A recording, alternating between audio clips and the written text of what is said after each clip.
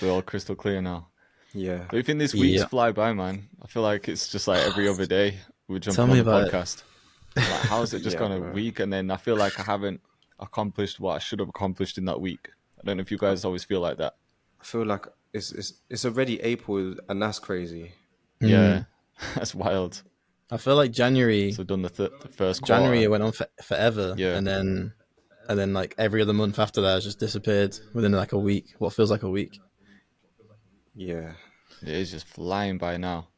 We say this Yeah. every year as well. Like it always happens. Like No, during the it's actually day, mad. it like I don't know. Like obviously there's 24 hours in a day, so when you're going through it, it's like you don't feel like it's going that fast. But then For me, it fast does, man. forward I'm not like a even gonna lie week, to you. a It feels day. like, yeah, man. Like I wake up, I do what I got to do, and then it's like nighttime already, and I'm like, damn, bro, the day has gone so fast. Yeah, no, you're right. You're right. Actually, I'm just thinking it just seems faster when it's been like a week, and then it's like, man, it's been a week already. But I guess Yeah. you get that same feeling when you get into bed at night, and it's like, I'm here again, back Mhm. again. Mhm. It's mad. After Yeah. the I hear you. first like 3 months, obviously we've done like a full quarter of the year now. Mhm. Are you like looking back? It's, what do you think you're gonna change for the next quarter, or like are you changing the game plan at all? Because at the start of the year we all had these plans, didn't we? But I feel like I usually give it like a quarter just to see how it's going and then decide if I'm gonna switch things up. Yeah, kind of. I think for myself, I've kind of recognized what I need to do. I kind of knew it Mm, before, but I really, really know it now. If I have to right. analyze like the last couple of months, so I just kind of need to do it. To be honest with you, What's that? I think I just need to be. I might have said it before, but I need to be a bit more heavy on the shorts and the Mm, reels and stuff like that, and be a bit more omnipresent. Kind of like how you're doing yeah. it, uploading.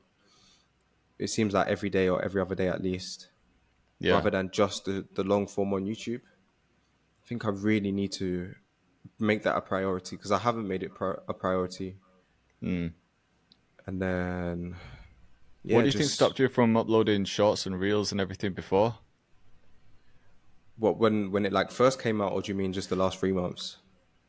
Not the last 3 months, but maybe like the last couple of years where you said you weren't really as active with shorts Well, and reels and in the everything. beginning when it first got released, I didn't think it was going to be this important. I thought it was just like Mm, another side thing. But I thought, okay, if I'm doing long form, then maybe I don't have to concentrate on shorts that much. But YouTube, well, pretty much all the social medias have changed, and short form is such like a key part of content strategy. yeah, So I think I should be adapting to that a bit more, that makes sense. for sure, man. What about for Yeah. yourselves? How about you, LB? Yeah. Yeah. It's changed quite quite drastically, didn't it? Because it started off with the dailies, and then that Yeah, was kind of handy for like uploading short form content as well because I could just chop it up quite easily. Um, but yeah, the dailies just didn't seem to be working after like a month and a half of doing it. It just kind of went Hmm. mm-hmm. down, and like there was no like encouraging numbers. It was just going down basically. Um, so Right, yeah, just switching up and just staying on with the slightly bigger ideas, more editing. Um, and then yeah, same with the shorts. Like I need to prioritize the shorts. Maybe just have a like similar to you, Jay, just having a day of filming and yeah, just stockpiling like 7 a week. Just going back yeah, the other day, I went back through my reels and just looking at the ones that performed well. And luckily, the ones that like did a little bit better were like either memes, which is like so easy to make, or just yeah, ones where like you just kind of sit and then put a beat over it, like or like remix, put like some Gunner vocals over one of your beats, saying like if I produce for Gunner or if I produce, and they're like kind of easy to make too. So yeah, that's kind of like yeah. encouraging, more manageable to just do that, knock 7 of those out in a day, and then be good to go. So Have you found that certain ones perform better on certain platforms? Because I've found like yeah, as like one example I noticed recently, like sometimes I'll do like those POV ones that aren't really POV, but just like point of view. I just made a banger for J Cole or whatever it is. That sometimes like those ones do all right on like Instagram, for example, but then if I do that on YouTube Shorts, I feel like YouTube really doesn't like that style. I could be wrong, but Mm. I'm from uploading over the past few months, I feel like YouTube has been favoring content that is a bit more creative for me personally. But then I do see videos on shorts that have popped off that are just so simple as well. So I don't know what have you Yeah, guys found? I know what you mean. I feel like TikTok is even though I technically don't get as much views on TikTok as I do the both of the other platforms. Yeah. I feel like TikTok is just way more forgiving. I can try many Mm. different things Yeah. even with like very very minimal effort, and it could get traction. Like I said, it doesn't get a ton of views, but it can. It Yeah. feels like the most hopeful was like my reels. It seems to be very hit and miss for me. I'm still trying to figure out, okay, what's working, because some work and some don't, which only makes me think that it has to just be the beat, if the beat is good or not, which is really Right. subjective. It doesn't really help. Yeah. Yeah, yeah. And then YouTube is kind of similar to Instagram in that it's very hit and miss, but in general, like it just never gets that much views. Reels seem to get double or triple the views. Yeah. I hear that. I think Yeah, I feel like it's Instagram's been harder like, to get crazy views on YouTube Shorts, especially Did you say yeah, you do or you compared don't? to. Sorry. Nah, I don't like. I think it's easier to get views on short form content on somewhere like TikTok compared to YouTube Shorts. I haven't had like many YouTube Shorts that have like blown up, especially compared to like Instagram Reels and TikTok. Yeah, but so you've been pretty much doing daily for like the last couple of months. What would you say Yeah. you've learned from that, or would you say it's been worth it for you, or have you seen any growth? Or I'd love to just hear your insights about that. Yeah, I've been thinking about this a lot recently. I remember we spoke about it in, I can't remember if it was last week or the one before, but I was saying I've noticed one thing. I've some positives and some negatives. Like the positives are, like you just said, it's good to be omnipresent. So your face is all over social media, and it has helped me grow like my Instagram and my TikTok, and like views on YouTube overall have maybe gone up because I'm posting something every day, and subscriber count kind of the same, kind of growing at like the same rate, so no like big change there. Um, One thing that I've noticed is my website traffic has gone down a bit. And I think that is because when I was doing the long form stuff, I do still think that it's easier to send someone to your website from a long form piece of content. I just feel like if someone's watching a long video, they're just more interested, like they're there to stay type of thing. Whereas on Instagram, you can just scroll past or they see it and they're like, yeah, that's cool. You can tag your products and everything in Instagram Reels and YouTube Shorts, but I feel like people are still in that mind state of, right, let me watch and swipe, watch and swipe. But with the long form stuff, they could be clicking on the description whilst they're watching the video, especially if you're watching on like desktop or like your laptop or something. You'll have the video open, and then you've got a chance in the intro to talk about products and stuff if you need to, and then people can click the link. Whereas, yeah, I feel like people are just less likely to do it if they're watching a short. So I've noticed that website traffic's gone down. Overall views maybe might have gone up because there's something being posted every day. Subscriber rate is kind of similar. And then also, I think they're the main things. But then I'd say from what I've learned is that obviously every platform has a different style. It's like I found that just uploading the same piece of content to all three channels doesn't really work. Like in some cases, anyway. Obviously, YouTube Shorts you can only have 60 seconds on there anyway, so Yeah. you can't always do like the full ones that you do on TikTok and Instagram. So there's that. But then I do feel like the content needs to be altered slightly. Like I was saying with like the POV ones, I've noticed they don't really perform well on YouTube, but some of them have on Instagram. But I don't know. I think it works different for different people because I have seen shorts that have blown up where they're just so simple, or it could be like a meme. But then from my experience, I just feel like the ones that had like a bit more editing, that maybe a bit more creative, they tend to perform better on YouTube Shorts for me compared to the other ones that I upload. Fair. Yeah, I hear that. From observing, to me, it seems like on Instagram Reels, ones that are a bit more visually appealing seem to do all right. Maybe.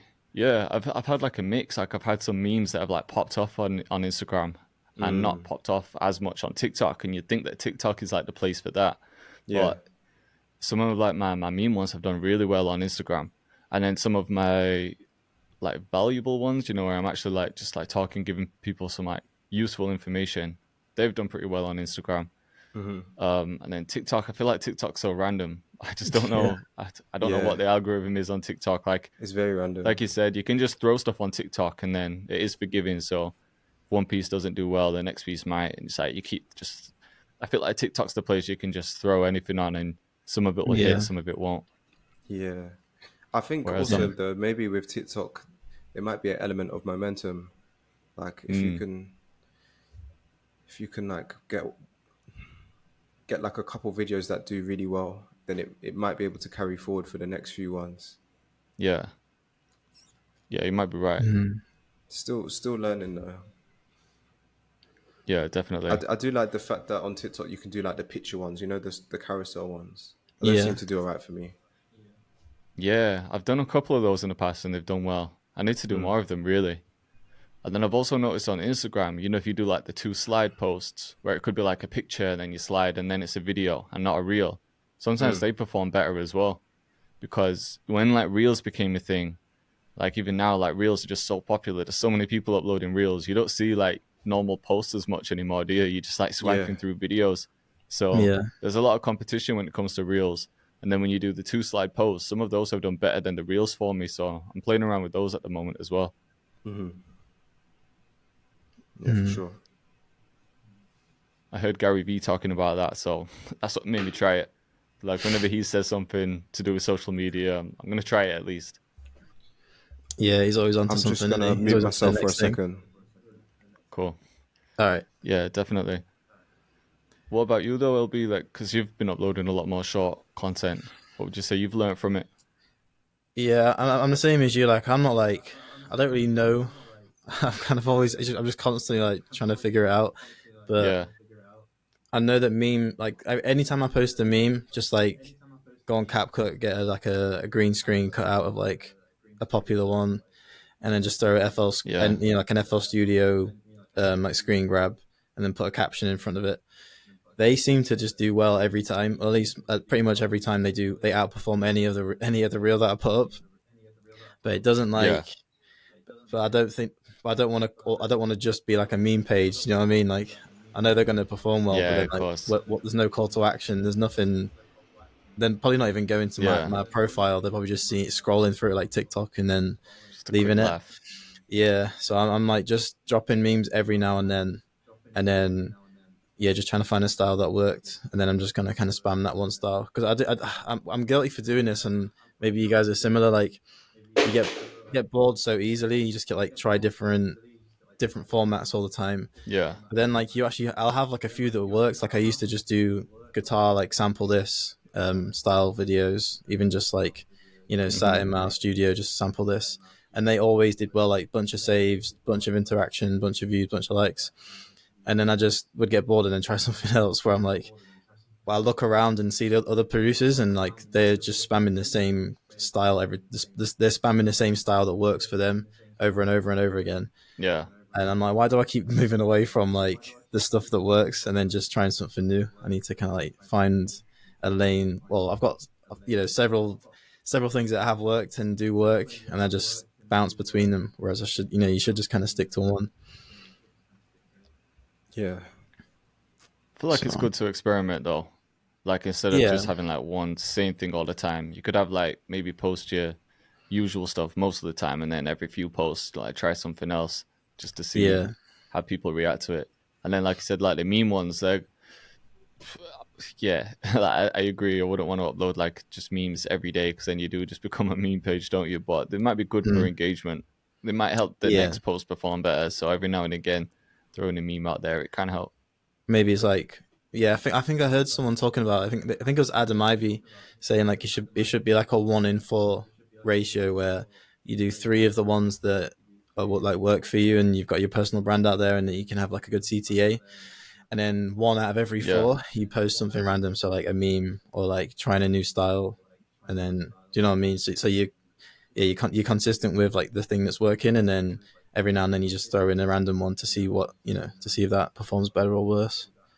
So Yeah, definitely. That sounds right. yeah, yeah. So I might give that a So try. is there anything you guys are going to be changing up then? I know you said like Um, more omnipresence LB. What about you, Jay? Is there anything that you're going to switch? so I think I'm not sure yet. I was debating whether to go back to 2 videos a week just because the traffic was dipping a bit, Hmm. but I don't know if that would be wise. Ideally, I'd like to carry on with 2 uploads a week, long form stuff, and then do shorts every day.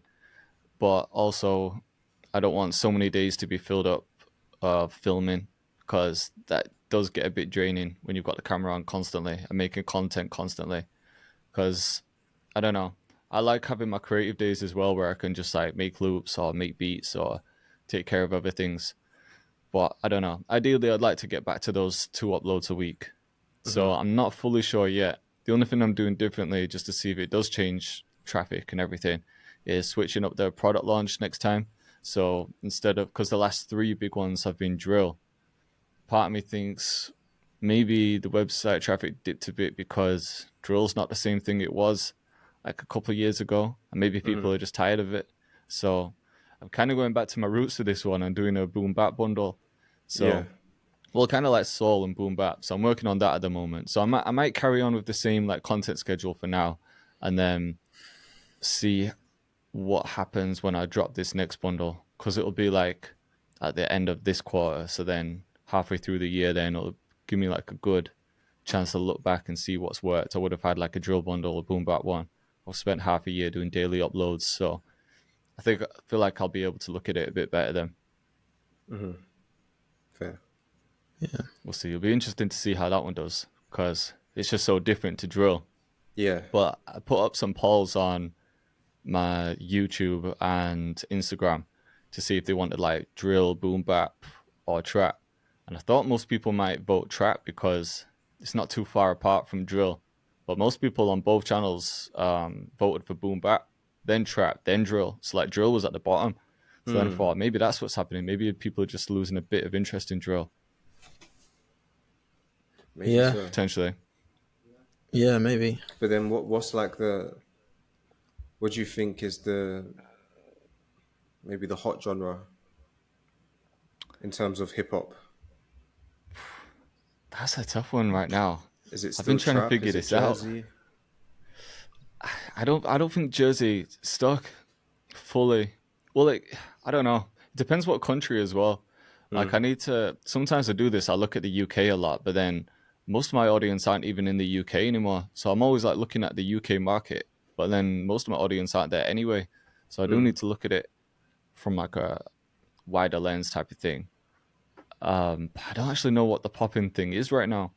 Yeah. I feel like we had the wave of drill, like Jersey came, and that popped up in like New York a bit and like other parts, but didn't really do its thing in the UK. A couple of people tried, but I don't think they could vibe with it too much.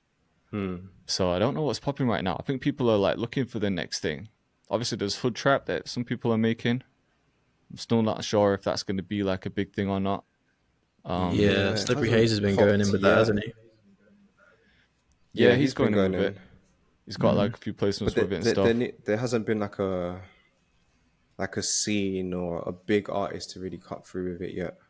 Nah. No. Obviously, when that happens, that can change things. But Yeah, I do feel like people are in a bit of limbo at the moment. Like I've been seeing stuff yeah. that artists are putting out. I'll The bring one stuff of that them I'm up in a minute. hearing, the stuff that I'm hearing on from the UK on TikTok, especially in terms of like rap, to me it sounds like an offshoot of drill, but it's not drill in a Yeah, sense. Like it's way more chill, way more melodic, different sounds, kind of like definitely. trappy sounds. And then Yeah. I'm also hearing Thinking of like, people like Nems. yeah, that kind of vibe. And then I'm hearing like more of an underground sound, but I don't even know what you would call it. Mm, But it's very underground still. It's not popping. It's kind of just like if you know, you know. It sounds sick though, yeah, but it's just not. It's not in the mainstream yet, you know. Mm. yeah. Do you feel like people are in limbo? I could be wrong, but just looking around at artists, I feel like people are a bit confused about what sound to actually make right now. Like I'm seeing artists that usually make one thing, they're experimenting with others, and a lot of people are like unsure what to do because there isn't like a popping thing right now. It's almost like someone's gonna have to pop off with a certain sound, and then everyone will follow. But Yeah. maybe people are just more in their experimental stage, just trying to like find their Yeah. sound. Yeah, It feels very experimental now. People are just trying new things. yeah, In terms of like the UK, I'm thinking anyway. Yeah, You do definitely. definitely get the guys like DBE who just stick to their trap, and Mm-hmm. guys who yeah, just stick to their drill. But it doesn't seem like it feels like it might be time for a new scene. Like you had the Afro swing movement, Yeah, then you had the drill movement, you had a bit of the UK rap movement. Maybe it's time for like, well, it seems like in the UK that's what happens really. There's scenes in it or yeah, waves, definitely. so yeah, maybe it needs a new one. But that's why I feel like the underground scene could could rise to that if it gets more popular. Yeah. yeah. What about the US? What would you say is the popping thing in the US still? Obviously, trap's like still there, but Maybe Yeah, Detroit I've been style hearing like beats. a lot more of it. Yeah, I have been hearing a lot more of it recently in the or UK even as like these well. journey, not journey, sorry, Jersey kind of inspired beats. Yeah, yeah, yeah. It's hard yeah, to because tell, they've man. got I feel like because there's so many like niches and like lanes. Because like on socials, you don't really get you get fed what they want you to see or like what they think they want you, yeah, of what they course. think you want to see. So like your all of our three views are totally different, and like maybe I'll see way more trap Yeah, and then think that that's so trap's the true. poppin' niche. So it's like it's so hard to even like put a pin That's in so what's true. what's actually like popping at the minute because everyone's getting and the same for Yeah. everyone Yeah, else. you're Like they're right. all getting certain flavors of music. So it's so hard to even like figure out what the like the next thing is or like the net the popping genre is. It's just it's Yeah, kind of tricky you now. can see what's popping on a commercial level. Obviously, looking at Yeah. charts and things like that. Hmm. But I don't even think that necessarily tells you what's popping. I feel like Nah. okay, there's like I don't know. Say if there was like a trap hit in the charts, it doesn't necessarily mean that trap is popping. It could just be that that one song really took off. So even Yeah. that's kind of hard to look at and be like, this is the thing right now. Yeah, that's true. Yeah. It's good for content ideas, I guess, but it's not like helpful for like just figuring out where music's going. But I guess it's kind of a good thing for us at the end of the day. It kind of stops us from trying to like look into it too Chasing. much and just create instead of like Mm. like say trying to follow That's true. waves. Because I've been down that route and it just gets long, it gets kind of boring after a while. Yeah. Yeah. This will be an interesting thing to bring up actually, because I saw him post it. Because do you know who Booter B is from Huddersfield? Yeah. Somebody shared this with me the other day. Be interesting to get your take on it because like I'm cool with Booter. I've been sending him beats and I think he's a sick artist. But he posted something along the lines of I I'm probably like butchering it, but it was something along the lines of like the reason that drill's dead is because of producers. Like producers keep sending him the same shit beats, like the same beats that like everyone's making. So he's kind of putting the blame on producers, saying that we're not making stuff that is different. We're just copying other shit. So then everything just sounds the same and it just Yeah. saturates it. I'm guessing that's like the point he was getting across. Do you think that's true? Because part of me is like, well, there's some of that, but producers also make a lot of experimental stuff, and a lot of artists are scared to get on the To use experimental it. stuff because they Yeah. want Yeah. to sound It's like the stuff that's popping. yeah, I agree. I think it's like true and false at the same time. In some ways, Mm. yeah. He's probably getting a ton of the same beats sent to him, but like he probably can find very experimental beats as well. Yeah, Because there are people making that stuff. definitely. Yeah, it's kind of tricky, isn't it? It's like if you're a producer, it makes sense to send certain types of beats to certain artists, but but then it's like, what artist is in the mindset of wanting to just try new shit, and who isn't, who's just trying to use the same style of beats. So even that in itself is like trying to figure it out. Maybe that's why more artists want to do sessions instead of get their beats from just doing sessions instead of emails and stuff. But, yeah, I don't know, man. Yeah, potentially. Yeah. Yo, Yo, got Yo. what's lifestyle good? joining. So, does it just throw me straight in? Yeah. Yeah. Yeah, he's straight in, man. We've already been Right in the recording deep for like end. 20 minutes. But Oh yeah, wow, what's going on, you guys? welcome It's to the morning for podcast, me. man. Thank Yeah, you, Like thank sorry you six guys about for the having something, me. timing right? mix-up, man. Oh, it's all good, dude. Yeah, I've been up for about 37 minutes. 37. Damn. Nice. What's up, Very Ocean? I don't precise. think we've got to meet yet. Yeah, not properly. But it's good. Yeah, Good to man. see you. Good to see you in person. Likewise, bro. Thank you guys for having me on the podcast too. Been watching it since you guys started. It's been dope, and I've been watching you guys individually for years now. So it's really cool that you guys started this, and I appreciate you guys having me on for real. Definitely, Well, man. thank you, man. We appreciate Yeah. that. Anytime, man. Anytime. Do you always get up this early then? I get up at like 8, maybe a little before 8. Mhm. Right. So I try to get like 8 hours of sleep. But if I go to sleep a little too late, I still get up at 8. But 6 it's not horrible. But yeah, It's not nice, a but little- it's doable. Yeah, not nice. yeah, I look high right now. What were you guys talking about before I jumped in? I didn't know it would throw me straight in. I thought I'd be in like a Yeah. little weight area. Couple of things actually that you might have a good input on. Like first we were talking about like stuff that's popping at the moment because we were saying like we've had different waves in the UK. Like we've had Afro waves, we've had like the drill wave recently. But in the UK right now it feels like a lot of people are kind of searching for the next sound or they're not really sure where to take it in terms of like producers and artists really. Like I see a lot of artists like trying different things that were mainly known for one type of thing before. So we weren't sure what like the latest thing is in the UK, but then we also weren't sure what the most popular thing is in the US as well. But I imagine in the US it depends on the state too. You know, Yeah. as you was just saying this, Jay, perhaps in the UK at the moment, the next wave is drum and bass. Even though it's not hip hop, but I can't look anywhere without seeing drum and bass right now. And it seems Yeah, like chasing status. even They're rappers are on a starting to fucking like rap sick on roll at the drum and moment. bass. I Starting have to heard try that it a bit. out. You could be right. But then like Could- LB was saying, be. is that your feed? Yeah, Because 'cause you're I tapped ain't into seen any. like more of an Yeah. EDM scene. Fair enough. Fair, yeah, that is a good point. I mean, too. I see Chasing Status because The I only follow things them, I've been but I don't see seeing- anyone else. Yeah, Yeah, same. I mean, I'm not really tapped into the drum and bass scene like that. More into like other styles of electronic, but I just keep. I don't know. It could just be my feed, but I do see rappers just spitting a few verses on drum and bass now and trying different things out. But yeah, who knows? I I don't have know. heard some It's of it. really hard to tell what's the next thing gonna be. What is it Yeah. like where you're at right now? What's the music scene over there? For Me? Ocean, my bad. Yeah. Oh, in Thailand, the most popular is definitely EDM. Okay. All the big clubs try and get like the big DJs to come and play. And to be fair, like they do have massive good events. They got a tiny bit of a hip hop scene, but EDM is by far the most popular, for sure. So it was the smart move, huh? It's definitely an opportunity here. Yeah, if I Yeah. want a DJ, yeah, there's definitely. But it's not really my. EDM is not my favorite at all. Like I don't. If I'm honest with you, EDM is the one I probably like the least in electronic music. I'm more like hip hop. I mean, sorry, not hip hop, house or like techno. So I'm kind of floating between that and tech house. Yeah.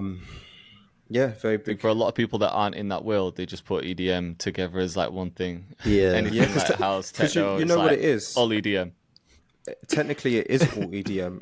EDM is just electronic dance music. So anything yeah. can fall under that. But in America, EDM kind of became its own thing. Whereas like Right. in Europe, it's always been like, this is house, this is tech house, this is techno, Yeah. this is drum and bass, this is hardstyle. And in America, when it got big, it was like, this is EDM. And here's, you know what I mean? So it kind of got popularized like that, I think. Got Yeah. it. Yeah, that makes sense. What would What's you say is popping in the US now? Yeah, I was just gonna ask as well. Man, I don't know if I'm the best person to answer this. I try when I'm not making music. I'm trying to stay off my phone as much as possible. Like when it's dedicated time to, like my feed. Honestly, bro, if you load up my feed, I probably look like an old man. It's all like things to like self-improvement type stuff. There's probably stuff about like interior design and like the like cool places in the world to visit. So Yeah. like Yeah. I hear staying you. up on that, I couldn't say, but I mean, it's kind of, yeah, it does depend because right, we got like, I'm on the West Coast, and then obviously you have stuff in the East Coast. Then you got um, just so many different types of music that I feel like, depending where you're at, have always been staples to that sound. And even though they kind of will change a little bit, maybe from how they sounded like 10 years ago, it'll still be like in LA or just in Cali and stuff, like West Coast music is still definitely like super popular, super big, right? Who's popping in And the West then Coast right now? it depends too what uh type of, because for instance, like me and Infinite are like 5-6 hours away, right? And up closer to Right. him, he's by the bay, so there's Mm, a bunch of music over there, a bunch of artists over there as well. right. So that is the Bay Area music too. And sometimes they Right. can mix. I guess you can see that. So like for example, right now, um, you might see, yeah, I guess I could say that. There's a lot of like music with like a Bay bounce to it. Right. Um but it just depends, bro, because then you could go to the other side. Like the US is so big, right? Like, I Yeah. think one of us were talking about it last time, and we were talking about how close all of you guys are. But you could be in like different countries over there, but maybe they're just a few hours away. Whereas Yeah. like Yeah. here, if I go up 5 hours, 6 hours to Infinite, like I'm still in Cali, and I still have to go like Right. X amount of hours to get out of Cali. So Yeah, there's that's a the lot thing. Yes. of land to cover for Yeah. real. Yeah. Yeah, True. I guess 100%. the US market is so huge. Like when we think about West Coast music, to me it registers like, oh, it's only in the West Coast. But when you think about it, like the West Coast is It's huge. huge. It's probably Yeah. is California maybe bigger Yeah. than England or roughly the same size or some shit. I don't know. Yeah. Yeah, and then you get everyone that comes to the big cities and stuff like that, right? So if we took LA for example, like I don't know if I could say, because if you would think of LA, you might think of, okay, it's West Coast, it's gonna be like West Coast music, right? But it's not. That's not how it's gonna be, because LA is just so many people that visit it, and that come to stay to do music or to stay for a couple years, whatever. So there's all types of music, and honestly, whatever's you're always gonna have whatever's trending in the world. Um, People are gonna be making that out here as well. So maybe it's just my ignorance, but I would say it's kind of hard to even narrow it down to like a couple, because there's staples for certain parts in the US, but if we're talking about LA, New York, Atlanta, stuff like that, you're always going to have like the core sound, but then there's so many people that visit, travel, and stay out there that might be doing a certain type of music, and then that's popular everywhere. So Yeah. Yeah. Yeah. I Yeah, guess that it is makes just so sense. hard to say when it's so massive. Pause. Have you taken advantage of being yet? bro, Oh man, I gotta tell you, bro. You guys started one of the podcasts. You guys started, I bro. know I what know you you're guys gonna are. say. You're talking about. Yeah. Infinite hadn't seen it yet, and when he came out to LA like a couple weeks ago, I was telling him about it, and he's like, "No, I haven't seen that part yet." We played it, bro, and we were fucking dying because I was like, which part was it it? was. I I think I think said something LLB like, was talking, yeah, go Oh, on, the sorry. meat part or The something. meat, yeah. That was it. I went to a Brazilian but restaurant with Ocean, and then I was like saying that they bought Oh like yeah. so much meat they kept bringing out, and like all this food. He was like, oh, Yeah. but it was a big delay, bro, and like it was such a big setup for what he was gonna say, and I feel like it didn't register. That shit was just, and then you just see Jay, bro, like catch on to him, and he's looking like, should I say it? And he's like, yeah, pause. Oh That's man, funny, man. bro. what were you asking though? What was I asking? Oh yeah, no, I was just gonna ask if you've taken advantage of being out there in LA, because that's like, or near LA, because that's where like everyone wants to go, right? You think in music, like everyone from different countries, they dream of that LA trip, or they want to go out there and network. I don't know how, I don't know where that like central hub is that everyone goes to, and I don't know how far that is from you. But do you feel like you've taken advantage of being there, or have you always just kind of not really focused on that and just focused on doing your own thing with YouTube and content? So yeah, I'm not that far away. I've grown up out here my whole life. So um honestly, bro, going to LA is just over the years got even more traffic and like longer. So Yeah. like it's cool that I could pop in over there and then go back when needed, because to try to navigate out there is crazy with how much Mm. traffic there is. Like sometimes going a couple miles could take you like 30, 40 minutes. I'm pretty sure when Ocean came out here, he probably experienced some of that traffic, bro. It's Yeah, crazy. definitely. um but no, not fully. I would say there was some times when I was first starting, maybe before the channel a little bit, where I'd go out to LA and like link up with some producers. I was probably like 18, 19 at the time. Yeah. And there was like studio sessions where I'd go like make beats and they would record and whatnot. But once I kind of, and I'm pretty sure you guys could relate to this, once I kind of tapped into like the online space and like doing YouTube full time and stuff like that, like I really just focus all my time on like this part of it, because I was realizing in the beginning I was trying to do even online stuff. I was trying to do like 45 different things. And Mm-hmm.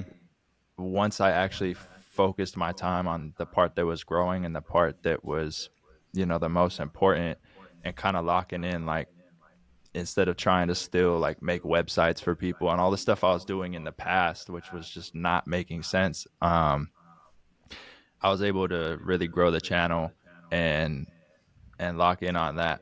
And then when I would try to again venture out and like juggle a few more things, it would I'd always feel like I was not wasting time depending on what I'm doing, but that I wasn't like prioritizing my time. And I think even in your guys' last podcast, you guys were kind of talking about this with the studio sessions and stuff. So long Yeah. story short, I kind of try to optimize everything I'm doing. So since I'm not going out to LA and doing sessions, which I am going to do a little bit more this year, when it comes to like placements and stuff, and collaborating, I try to utilize the most. So if I'm going to make like a tutorial, I'll take the beat from that tutorial, and that beat is going to be uploaded somewhere. The loop is going to be stemmed out and sent out. Then the MIDI I'll probably take and save for a pack. I might be able to use that tutorial to make like a mixing video out of that. Then I'll be able to chop up some reels from there. So I'm trying to really utilize one day, right? If I'm just filming a video, to be able to do like 10 different things with it so that it makes sense. And that loop will be sent out with producers for possible placements and stuff like that. Yeah. Yeah. So Hmm. that's kind of how, I guess I'm trying to say, I don't know how to put it into words, but with all the time that I'm doing, I don't want to just not make the most out of something I'm doing. So I'm just like, okay, I want to add this in. How can I plug this into like the machine and make it all work? So I'm getting maybe 1, 2, 3 pieces of content, but I can also try to get some placements and do some interesting stuff with that. Or if I'm going to LA to do a session, how can I not maybe just make a vlog, because I don't necessarily do that on my channel, but could I go out there and maybe OBS a session, but somehow kind of finesse it into a tutorial where I'm explaining what I'm doing here and there, and maybe come back and do a voiceover so it could all just circle back Hmm. in. Hmm. Yeah. No, that makes perfect sense, man. I guess you're just trying to repurpose as much as possible, because we've definitely spoke about that before, especially with these guys spending last year doing a lot of sessions, and they did say they felt like they could have utilized that time a bit better in certain situations, and maybe spent the day making loops to send out rather than being in a session all day to record an artist and work on a song that hasn't come out. You know what I'm saying? Right. So that Right. Yeah. definitely makes sense. Yeah, Yeah, I think definitely. there's some workarounds for it. Maybe like when I was listening back to you guys saying that, I was thinking too, like, okay, how would I try to, utilize those days? Because like I've had that happen too, where you'll like be, even when I'm with the homies, like I'll make the beat and then I'm recording them, right? And then it might take like an hour or two, and then someone else gets on a feature because I used to engineer a lot, so Mm. these sessions can go for like 6, 7, 8 hours, right? And you're just getting the Yeah. one song done. And it's cool if you have the time to do it and engineer for it. But, obviously, if you're doing anything else full time, you're working a full time job, you're doing music full time, whatever else you're doing that requires maybe 6, 7, 8 hours of the day, like you're gonna eventually start to get a little bit stressed out if you're not having like all your work done before the session or something like Yeah, that.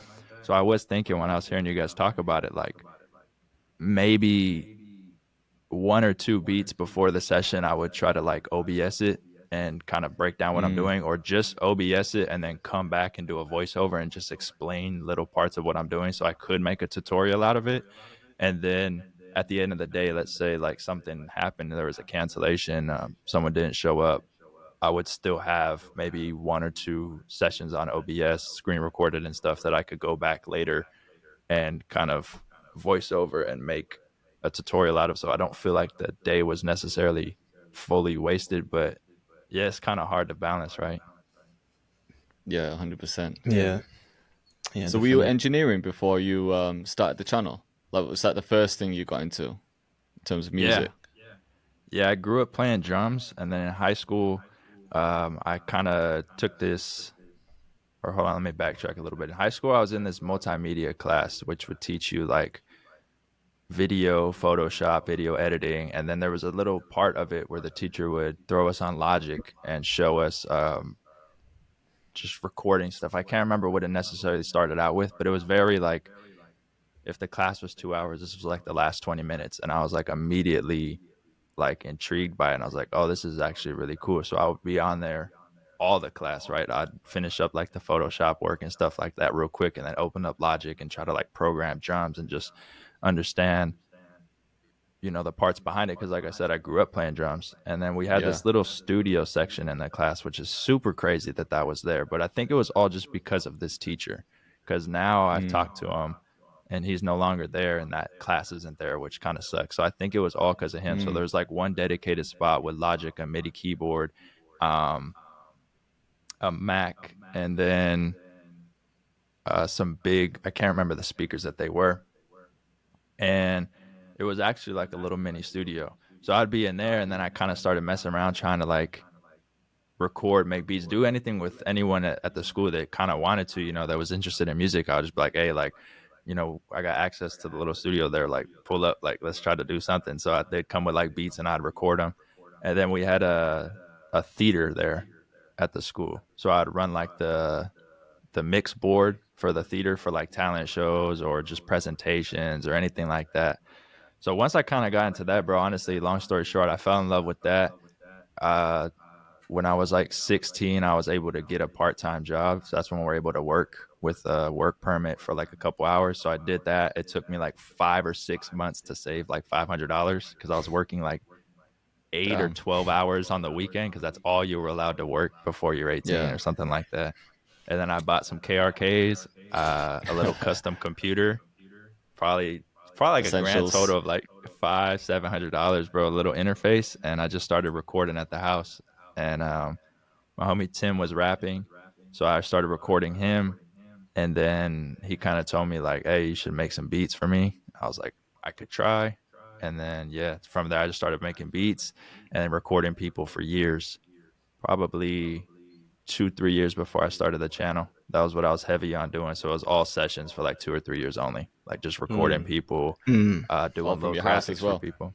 Yeah, that was one of the issues, right? It was out of my dad's house. Right. So I was recording anybody and everybody, which is could be bad. There were some crazy situations, and eventually I got a little older, right? And I was like, Yeah.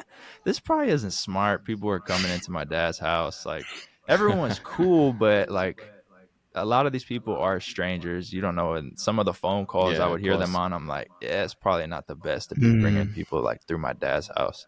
So that's kind of when I had to figure out a way to pivot, and I just got an idea to try to make tutorials, because in the studio I was always spending hours showing artists and trying to teach them like about auto tune, or when I'm mixing, I was very like, oh, this is why I'm doing this, like blah blah blah, like explaining a lot of stuff. So I was like, maybe I could try to do that on YouTube. I had no Mhm. Yeah. idea what I was gonna do, had no idea what to start, or where to start. Sorry, and I was just like, I don't know, bro. I'm gonna just.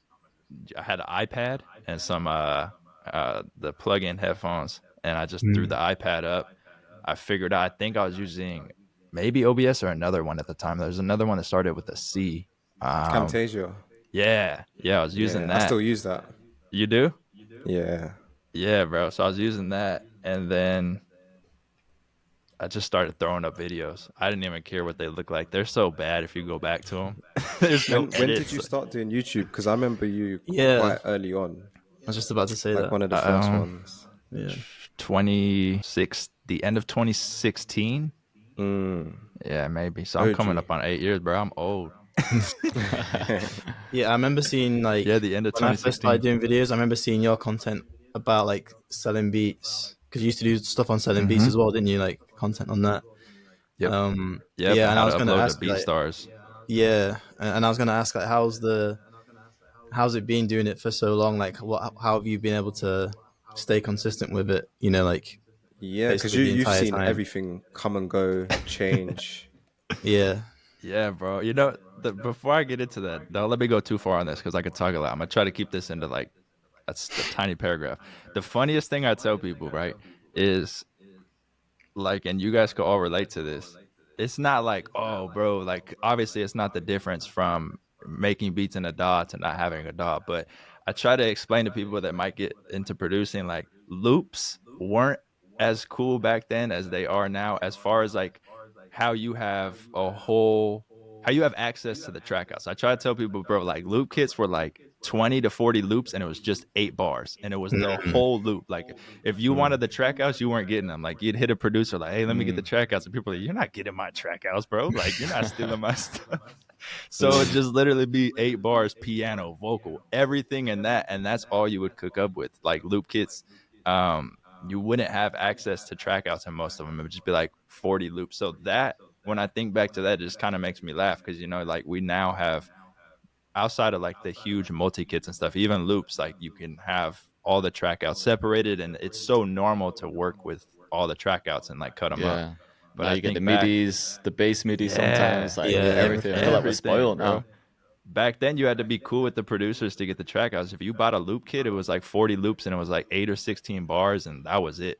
Um, so yeah, everything has changed, but in like a good way. There's still stuff that's solid and the same, but I would say, what was your question exactly? Just what has changed No, just in? like how Like have you in found the it? from YouTube and stuff like that and content, Yeah. because you've been doing it for a long time and you've Yeah. been So, able to like stay consistent and still be doing it until 2024. hmm, And you must have had to adjust as well. Like obviously you probably weren't making the exact same style when you started compared to now. So you would have had to navigate through the changes as well.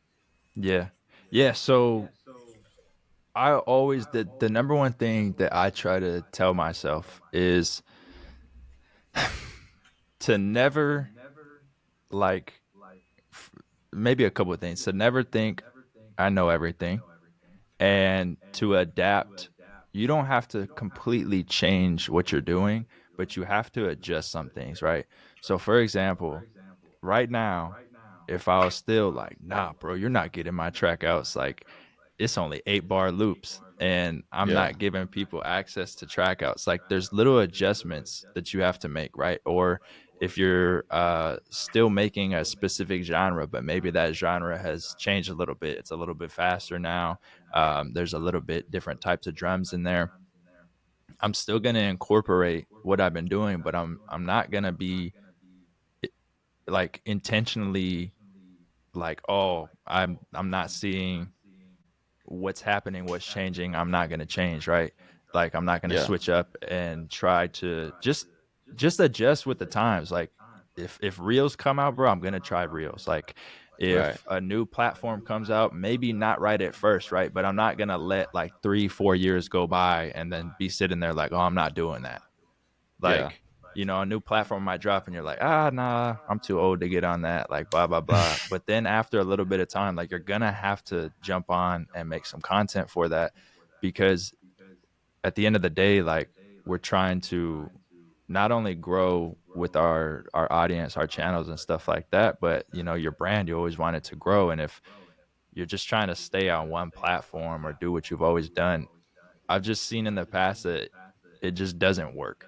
Like you have Yeah. to adjust, and you don't need to completely change. Like we don't need to completely switch genres, but if you make a lot of the same beats, it's always good to try to tap into different lanes, learn a little bit, and just always, I don't know, bro. I'll take it as simple as like I'm always trying to improve in all aspects of my life and in the business Hmm. part as well. And I'm always open to suggestions and different things that I can do to improve, and also improve for the audience, because I want to always bring tutorials and knowledge. That's like my number one thing at the end of the day for the channel, is to Yeah. bring as much knowledge to everyone that supports me as possible and be able to give as much value. And the only way for me to do that is to constantly be a student and to constantly be learning myself every single day. But I apply that across my life in general. Mm. Got ya. Yeah, that's good, man. Yeah, Have that you ever makes sense, man.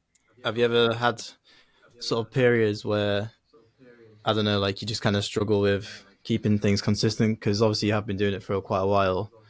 Have you ever had like those periods, like a few months at a time, where you're just like, oh man, I don't want to get the camera out today. Like, still enjoy music, but you're just like, man, the YouTube stuff's just not working, or like the views just aren't where I want them to be. And yeah, have you ever had like those kind of like phases? Yeah. So Mm. definitely over the last couple years, not as much. Honestly, probably slim to none as far as how I would view it, right? Because there was times, 2019, my channel was going crazy. Obviously, Mm. 2020 as well, because everyone was at home. And I think when that period ended was probably one of the last times I kind of had one of those, like when I would look and see like maybe the analytics dropped off, and then you kind of get in that mindset of like, bro, everything's burning, I'm gonna have to get a job, like this is over, I'm washed, no one's fucking with me Yeah. anymore, right? But I don't like that feeling. It's not beneficial to me personally at all. It never made the days feel good, so that I always kind of noticed that. But that last time that it kind of happened, I sat there and I thought like, this is not beneficial thinking, or at least the way I was doing it. So I'm going to flip this. And the way I'm going to flip this is just by understanding this is how it always is. Like fluctuations always happen. It can't always, it's always like this. I have to enjoy the parts that aren't doing as good as well. And just as much as I'm enjoying the parts that are going real high and crazy, because to be honest, for example, like if you get on YouTube 3 videos that are back to back 1 out of 10s, you would think, oh, it's like I'm up, you know what I'm saying? And people would be like, oh, it's good. But there comes a level of like stress and like anxiety with that too, of you see that and you're like, oh shit, but what if the next one doesn't do that? Or how do I get the next one to do that? Or if I have, Mm. 3 videos 1 out of 10s, what if the next one's 10 out of 10? So it's the same thinking, bro. And I realized patterns like that, and I just tried to adjust and change those, because I'm like, okay, that is the same feeling I was getting maybe 2 years ago when everything was going like this. Like, why am I even letting something like that kind of just flood my mind? So with that, what I do is just keep putting out content, keep learning, keep engaging, and just keep it pushing. Because, like I said, it's always going to go like this. We've seen it a million times, and it's Yeah. kind of the same way with anything in life, right? There's waves of uh, just times in life where things get really rough outside of music, and then you realize it's like the worst time in your life, and things are really hard, or something really tragic happened, and then you're really struggling, and it just feels like there's no end to it, and then couple months later, maybe a year later, whatever the time frame is, just to give an example, you are at the best time of your life and the best things happen and everything kind of leveled out. And Yeah. just, the more I'm 27 right now. Um, and I just kind of realized, even when that's happening now, when I look back in life, I'm like, oh yeah, that's kind of always happened. Like when things get really, really rough, it usually plays out and then it comes back and Mm. you could be at the best time of your life. So instead of like seeing it as that, I just know that it just everything in life goes like Mm. this. So I just try to keep it balanced, bro, and try to move across right in the middle and just really enjoy every single day. Because the last thing I'll say is, when things are at the best, or let's say things are at the worst, and like something you're thinking about something and you're like, bro, like this sucks, you know what I'm saying, like this is the worst time ever, and then something else happens that makes you want that time back, you know what I'm saying, Mm. Mm. to where you might think it's the worst time in your life, but then something else had like, we could, Yeah. my bad, I'm trying to Yeah. think, bro, my brain is not like fully awake, but like for example, I had dislocated my shoulder and destroyed my shoulder like a year ago, and I was in a sling on a YouTube video talking like, and it was the beginning of it, and I was like, bro, like, how am I gonna make beats? I didn't know if I had to get surgery. It was expensive. I had to upgrade my health insurance. Like, I was like, so many things were happening, right? Mm. And in that moment, um, something could have happened that was, I guess, even worse than that. That would make me like, let's say I was sitting there, and then like, I don't know, bro, a meteor hit A somewhere in the hurricane. world. Yeah. We're out of electricity. We have no food. Or like something crazy happens to where I'm like, damn, I wish I could just go back to that day when I was in a sling and I had just dislocated my arm Yeah. and I was making beats, because that was Yeah. so much better. So I just try to think like that and then just kind of pivot and move at like a neutral state so that I'm not stuck in those ruts or stuck in those very high moments, because that's just not how life works at all the time. Yeah. Yeah. That's a good way of looking at it, man. Because for a lot of us, like even analytics can be a good thing, but it can really fuck up your day sometimes, man. Like if you like you just said, you get that number one, you're on such a high in that moment, and then you obviously get the stresses of worried about maintaining it, but then you get the 10 out of 10 and it's like the worst day ever. So even just looking at that Mm. one number can completely throw you off. So Mm. yeah, You you're see what I'm definitely saying, right. bro? It needs Like, to be why do more we like let balanced thing. Yeah, Exactly. why do we let a 1 out of 10, which is, on people, the way we're talking about this is hilarious, but like a 1 out of 10 on YouTube, bro, is that best thing. And as humans, we can find Yeah. bad in that. And it's just like, I just Yeah. don't, I try to Literally. rewire my brain for shit like that. Cause it's just not, it's not that deep, bro. Like, just Mm. enjoy it, like, be grateful for it and keep it pushing, man. And if you get a 10 out of 10, fuck it. Because sometimes those 10 out of 10, 6 months later, are your biggest videos. Yeah. Yeah. 100%. And that's gonna Do happen you too. Like, go ahead, my bad. I was just gonna ask if you have any like daily practices that you do to kind of have that mind state. Like, do you meditate, work out, that type of thing? Yeah, so I do meditate and work out. I hit the gym. I had to stop because I was going like every day. Mm. And just because we sit all day, so to me, a normal workout, every day. But I kind of, my girl told me like, "Hey, you're like, do you take rest days?" And I was like, "Oh shit, I don't. Like, that's probably not good." So I definitely had to implement some rest days, but I'll still like go on walks, get some exercise, because we do sit all day. But yeah, I'm stretching, Yeah. meditate, exercise, and then one thing I do, which I love now that it's back. I'm telling you, bro, it's about to sound like an old man. But during the summer, whenever there's sunsets and stuff, or the weather's like a little warmer, every time like 10, 15 minutes before sunset, I go on a walk through, like, we got a Mm. couple like deserts close by, so I'll just walk through the desert. I'll leave my phone. Um, right now, recently, the last 3 4 days, because the weather has finally been nice and we have had those sunsets with like the time change recently, I just jump in my car about 15 minutes before like the sun goes down, and I just drive like a couple miles out to where it's like not too much like houses and stuff like that, to where Yeah. it's just like you can see the whole sky, mountains, and I just kick it. I just throw my phone on the seat. So, I take it with me. Obviously, you need it if I'm driving, but I'll throw it so I don't really see it or hear it, and just Mm-hmm. just chill and just like I always love that, bro. I've always loved looking at views, nature and stuff like that. So there's a lot of stuff that I do like that to really just be in the moment. And then outside of that, I'm always just trying to like just try to better myself as much as possible. And if I don't know, like for example, if there's something small, maybe there's like little things that I get impatient with myself. I'll try to catch on to every little thing like that and just get a little bit better. How I'm speaking, Mm. if I make a lot of jokes, right? And I'm like just too many jokes sometimes, and if I meet someone new, like it might not catch on, and like if I kind of can sense they might think maybe I'm being an asshole, but I'm just like, Mm. like making jokes and stuff. I'll try to in the moment like pick up on that and kind of bring back like, okay, maybe it's just be self-aware, Got ya. just work on anything that I can really. And then yeah, as far as like when we're talking about the business stuff like we just talked about with those 1 out of 10s or analytics and stuff, there's so much good in it, so I'm trying to always see those parts instead of the bad. Like I'm not avoiding the bad parts about stuff, but I'm not just gonna look at those and let it be with that. I'm always trying to find, is it a silver lining? I believe that's the Yeah, saying. yeah. Yeah. Mm. It's interesting, man.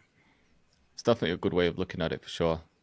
And you've probably got some nice scenes over there that make it worthwhile to have those Oh yeah. drives. Yeah, when you It's not said always like desert, that in I the was like, UK. damn, Yeah, the get to UK just you drive just out to the got desert. That's sick. empty farm fields, and then that's about it. Ain't got Oh, but nothing like. It's great. you would be able to see the whole sky and stuff like that, right? Yeah, yeah. I It's did say great, I am man. shitting on it, but it is It's kind a of bit. nice. Like, I mean, I live in a small town, Oh and it yeah, is bro, I would quite love that. scenic.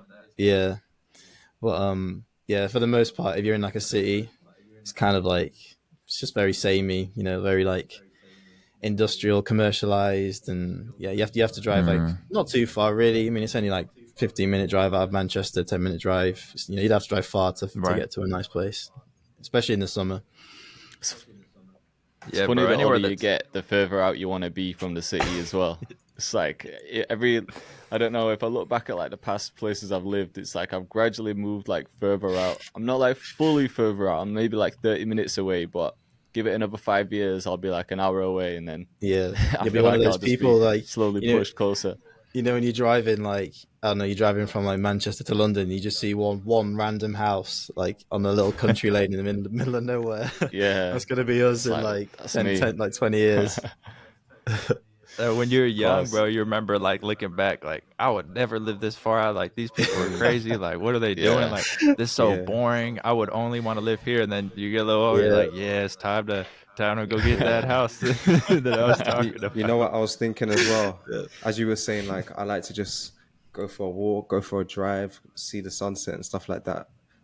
I was thinking, like, damn, like as you get older as well, it's the little things like that that are sick. Because 100%. Bro, you're saying that, and I'm like, damn, that's so fucking sick. But I know for sure when I was yeah. 21, I was like, that's the shittest thing in the world. Why the fuck do I want to be in nature? I know. That Oh, sounds so 100%. dead. But like, Yeah, as you get older, man, it's bro, the I look best. forward to it. Like Yeah, yeah. for real. it's I'm looking right now at 7:15 a.m. and I think our sunset is at 7:15 p.m. So it's funny that we're talking about that. But right now I have my room like all the curtains closed and the lighting set up, which I never do this early in the morning. So it's mad weird. I'm forgetting like it's morning time, right?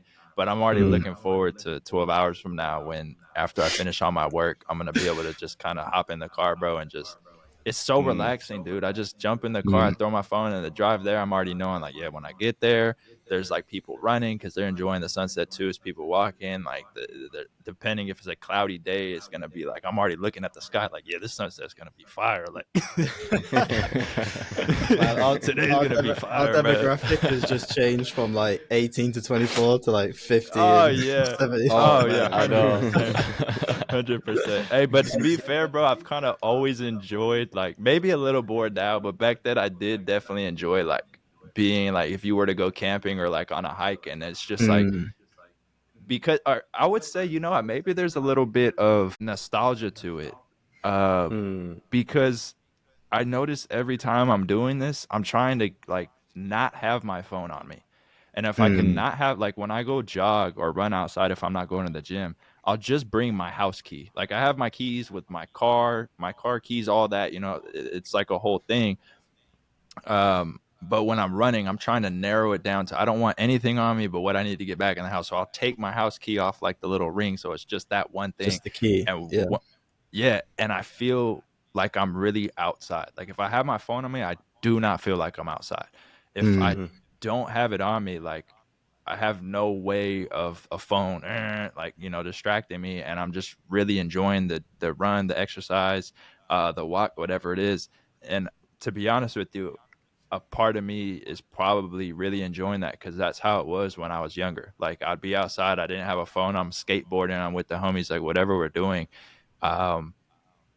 And there's parts of that I do miss that, you know, just you'll see sometimes. You ever see the videos where it'll be like, you know, in the 2000s, times were easier, times move slower, and then there's like a certain bird, I forgot the bird, but like they'll have this bird chirping or whatever, or it makes this noise, and it's like, oh, we don't hear these birds anymore. I can't remember what it was, but like Yeah. it's I'll send you. Do you know what I'm talking about? I know exactly what I you're don't talking know if about. I've seen it, but I can imagine It's it. one like I birds. can't even remember the bird noise, but it's like a bird. I still hear it now in the mornings, but people will like post it and you'll hear it, and it'll be like a throwback, and it'll be like vintage film, and it'll be outside, and it's like the morning, and it looks like super fresh, and there's like this one specific bird that's making the noise it makes, bro. If I send it to you guys, maybe you guys have it too. I'm pretty sure like the birds are probably, you know, global, bro, but It's the pigeon or something. Yeah. but that feeling I feel like I could get if I like tap in outside and I just don't really have anything on me, Yeah. and I'm just out there. I just feel detached. A lot of everything we do is so integrated with technology, which is great. I'm here for it. You know, I'm not trying to say we shouldn't, but I love detaching from it, and just that's when I can actually relax. Like if I'm outside walking or jogging or hiking, whatever it is, it doesn't matter. With a phone, it does not feel the same as if I don't have my phone on me, because then I truly can't care about emails. I can't care about analytics. Even if I wanted to care, like I can't reach for my phone to check it, so it lets me just shut off and just fucking relax, bro, and I love it. Yeah, it's that's a crazy really how good point, addicted man. we are without even like thinking about it. Like even when I'm doing something as simple as like brushing my teeth, I'm like checking my phone, checking my emails. I like the amount of times I open my email app, knowing that I'm not gonna reply to any of these right now. Anyway, I've just got these bad habits of just picking up the phone, scrolling through some of the stuff, and then putting it down. Like it is insane, man. Yeah, bro, and we do So it for like, everything. We're just waiting for something too. Like, oh, is something like is my site down? Like, do I need to check my site? Does someone need to order it? Yeah. Blah, blah, blah. It just goes and goes and goes and goes. And then when you let it go, bro, you can finally like take a breath, and you actually feel that breath relax you because it's not followed by a.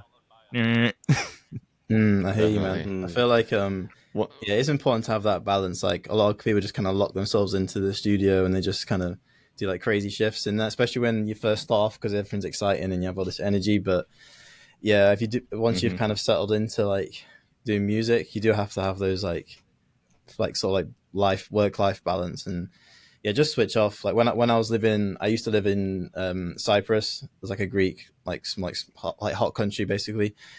And I used to do I wasn't doing music full time, but like I used to spend a lot of time in front of the laptop. But then occasionally we used to do these trips. It's called Duke of Edinburgh. It's kind of like where you go out camping and hiking, and you know you go out with like schools and do stuff like that. And I always look back to those days of like I actually kind of miss those days because phone signal's terrible, so I was never on my phone. You're just sort of navigating through these like really nice woodland areas and driving on these dirt tracks, and it was just so like detached from, like you say, man, like being hooked up to a laptop and like locked in with headphones. And then you kind of look forward to going back to it. Then you know, like you actually get a bit more inspiration for music, and yeah, it's kind of nice to have both. Yeah, we're gonna be fucked when everyone's got Neuralink installed. There's no escaping it then. There's going to be a time where we start all having those Apple Vision Pros. Just walking around with them. Or it'll just turn into like a contact lens. Like it'll just get smaller, won't it? And then we're like, how do you escape that stuff then, man? How do those walks aren't gonna help now, huh? You can't escape this now, huh? That's funny, bro. Hey, but you know what? you guys could probably relate to this, and I love that there's 3 other producers that I could ask this because I know you guys stay at home a lot too. I feel like Ocean, I see you out a lot, but you probably could still relate to this for sure. You guys ever maybe back like at the spot you've been at the longest? You ever go for a drive somewhere you haven't been? You haven't realized how long it's been. Just in the city, right? Maybe to like a part of the town you haven't been in a little bit. And you start seeing like full on buildings and gas stations and shit you haven't seen. You start be like, when's the last time I was fucking outside, bro? Like, Yeah, bro. I'll take a drive somewhere and I drive past something. I'm like, when did that get there? Like they have a whole new, bro. Just like in the back of like where I live, they've built like 40 new houses. And I drove back there and I was like, what the fuck? Like, has it been like a whole year since I've walked over here? Like, just because Oh, how man. much we're inside, like it just makes me. That's what I realized. Like, yeah, you need to get outside more because like you Yeah. stay inside, you go to the gym, yeah, you go on that, but like take an actual full day off and go outside, bro. Like these little 10 minutes aren't working. Like I sometimes feel like I missed like years at a time or months at a time of what's happening outside in the world. Like, Yeah, in the real I'm world. just I think it's easy to get caught up in this bubble. yeah. But I definitely do feel like I live in my own bubble. Yeah. Because Yeah, I hear my you. parents would, my mum will talk to me like, oh, you heard about this? I'm like, nah, what's that? Oh, my dad would be like, oh, what? You know what happened there? I'm just like, nah, I ain't got a clue. Yeah. What are you even talking about? Bro. You seen this film? Nah, I ain't seen that film. What's that? For real. Especially Just things in with this the news, bubble. man. Like I know it sounds ignorant, but I try not to even check the news, man, because Yeah. you know if you like look at a news site, you just hear everything terrible that's going on in the world. But and then that thing when Yeah. someone asks you, "Oh, did you hear about this?" and you're like, "Nah, I didn't," and then you feel like you're being ignorant because you're not tapping into it. But But then at the you know same what it time, is if you as do, well? No, go oh, on. sorry. No, go ahead. Go ahead. I was just gonna say, like, if you do tap into that and do what everyone says, just so you can be involved in the conversation, it's also not good for your mind, man. Because like, Yeah. whenever you're tapping into those channels, it's just like negative, negative, negative. Like, why do you want to hear about everything bad that's happening? Yeah. Yeah. Like, sounds That's what I ignorant, was but just. That's what you I was just know, gonna say. Like, even though I do live in my own bubble, it's kind of it's kind of on purpose and Yeah. intentional because I'm a person that likes to stay positive. I actually like it. It makes me feel uncomfortable when people are just a little bit too negative or just say something a little bit too yeah, negative. It could just be as simple as like, oh, I can't do that, or no, that's not gonna happen, something like that. And then it kind of just gives me like I don't like that feeling kind of thing. I like Yeah. to stay in this positive. It Yeah. might even got be ya. somewhat delusional, but I kind of need to be there for my creativity, for whatever I'm doing, and it just makes me feel good. Makes me better Yeah. around other people too. Yeah, I feel like we Yeah, all have that one definitely. friend that's just like, you can say anything. You can say like the best news, and they'd be like, "Yeah, but yeah, give it a few weeks, and it's gonna go to shit." Or like, bro, That's Yeah. not it, got man. one friend That's my that I know. dad's. That's Yeah, my maybe dad. all our My dads. dad is terrible for that too. Give it a I'm like, yeah, I said- give it a few weeks. literally, that's the bit. I said to him the other day, I was like, It's like- there's a new pub that's just opened down the road. You know, like one of my friends just opened this new pub. He went, "Oh, really? What's it called?" I went, "Oh, it's called Tap and Line Valley." But yeah, give it about 2-3 months, and it'll be closed down like all the others. I'm like, Dad, Oh, yeah, you can't what? every You time. could win a Grammy. You could win a Yeah. Grammy, and they'd be like, "Dad, we're going to the Grammys." Yeah. And it's like, but travel, Travel, cost I of got hotels. travel to America. Oh my god, I got first class. What? Yeah, I think, bro, the way you deliver things, I don't even think you realize how funny the shit you say is. Like, it was like you could have said that, but just the way, like, it's set up perfectly, bro. I swear to God. And then this fool waits a second. He's like, "That's my dad." bro. Oh my god. Oh, that was spot on, dude. Like when you said that, like I haven't heard that in a while, but I know like that is it's so much better than that music thing's not gonna work. Are you still doing the music thing? Give it a Yeah. few weeks. Give it a few weeks. My bad, Yeah, dude. give it That a was few funny, weeks. bro. Yeah, it happens every Oh time. But man.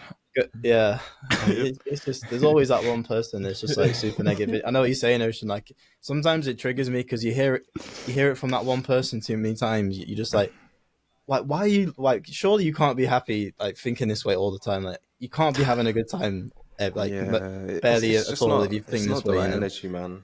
Yeah, it's like why are you doing this to yourself?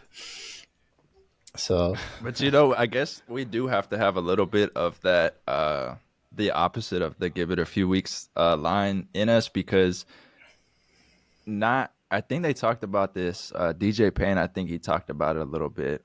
If I'm wrong, I've watched too many podcasts, so I can't keep up. But there's like levels of like thinking that we kind of have to have in order to do what we do, I guess, or any content creators in general, because it's not, unless you set it up like fully, right, to where like you have an idea in like 5 or 10 years that you're gonna be like an Arturia or something, like a full force company, and then like you could become like a CEO of that, sell it out like a normal company. But if we're just talking about kind of what we do at our levels, content creation, independent type stuff like that, like as we get older and stuff, there is a little bit of, I don't know if it would be necessarily like delusion that we have to have, but it's like a different way you have to be thinking, because like technically if YouTube and our websites all shut down, or the internet went down for like 2 or 3 months, like we don't have a job, right? Yeah. And I guess what we do isn't, it's not that it's the stability, it's stable if you can create stability, right? But if you go out further 10, 20 years, unless you have a solid plan for it, that stability is a lot less hard to see than maybe a career path that tells you at this age you can retire, you have a 401k. Yeah. It's like a solid thing, and obviously you could still get laid off or fired from a job like that, right? But depending on what you're doing, like let's say we're talking about like maybe a doctor, we'll say something that's kind of like hard line, like you're probably going to stay a doctor yeah, until you're done being a doctor. You could see that out, and it's easy for someone to see the projected line of where you'll be when you retire, what you're going to make, stuff like that. For us, bro, you could make $1,000, $2,000, $3,000 in a day. The next 2 days make $0. If you don't set up retirement, you don't have retirement. And then if you say in 10 years from now, where you're going to be, if you don't have the idea for that, which kind of sounds scary, then it's like, so yeah, we Yeah. have to operate like in a little bit of a different mindset. I'm trying to figure out where I was going with this. I hear what you're saying. I think like in a way you do have to be a bit. You have to be what's like. I just had it in my head as well. But it's like you have to be okay with the risk. Yeah. Yeah. Like you yeah, have to you have to kind of make that peace with yourself that like it might not work out, but I think you always have to have the faith that it's going to work out. And Right. I think if you're following like what you really want to do, you can never be wrong. Yeah. Do you know what I'm trying to say? Yeah. Like I if you guess if know you don't within have your any heart and fear, your gut that you're doing what you want, that you need to do, how are you wrong? Yeah. Maybe it won't pan out to 10 millions every year, but you're doing what you want and you're making a living from it. yeah. And you're enjoying it. That's great. Yeah. yeah. So I think Yeah, what you if you said is trade- don't Would you have- trade that for $1 million job a year for like something you wouldn't want to do? I don't know. you have to have like the right amount of fear, don't you? Because if you have too much fear, then you're not going to make any decisions because you're too scared to take the risk. But then if you have zero fear and you're just down to try anything, then you might make too many irrational decisions. So you need like a comfortable amount of fear to the point where you're not going to be like stupid, but not let it consume you. Yeah, It's kind of hard to get that balance. yeah. yeah. It's And maybe constant me battle, really. trying to tie Exactly. the delusion part in there. I'm trying to look up the exact definition. It probably didn't tie in well. I think Ocean said it perfectly. And it is definitely that. It's definitely like you have to be willing to. So whatever word we could tie into that, like willing to, you're not seeing that it can't happen, but you're not necessarily open to the idea that it's not gonna work out. So Yeah. not delusional about that, but you're maybe a little bit like, yeah, there's a big chance it's not, but I'm not about to let that shit happen. And then you just keep going and going. I think as Yeah, long as you stay exactly. on that path, like if you're really putting in the work and doing it, and you have because you can't just keep showing up every day and it'll just work. You have to show up with like a plan, and you have to show up with like you know, You your have to move with intention. your whiteboard Mhm. of like tutorials you're gonna make in this, and I'm gonna do this. You can't just like show up and make a beat every day and it just works out. Like it doesn't work like that. You have to have like intention, exactly like you said, behind it. And then that mixed with the, I don't know if it's gonna work, but I'm not gonna stop unless it does. That part I Mm. feel like is what you have to accept and embrace for this to work. And you really have to, because if you stay with the mindset of like,